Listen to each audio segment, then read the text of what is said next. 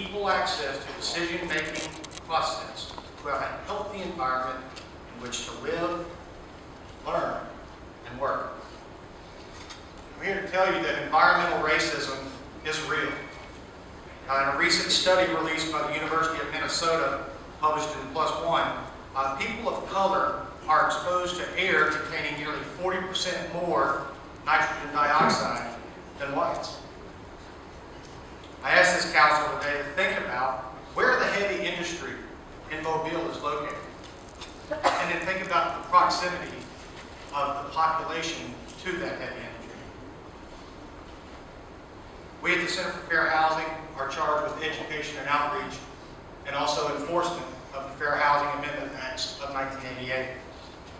And that gives all people the ability to freely choose where they want to live without regard to the 7 federally protected classes. Putting this coal terminal will have a negative impact on the air quality for the people that live in the surrounding community.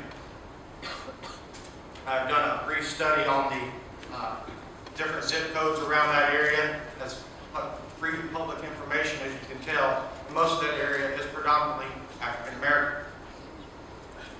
This would have a disparate impact on those citizens and strip them of their fair housing rights to live in a clean and healthy environment. Please don't add to a problem that we already have. Help your constituents have a clean environment. Don't side with out-of-towners.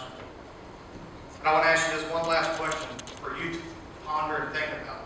How would the Department of Housing and Urban Development look at this decision in the scope of your affirmative duty to further fair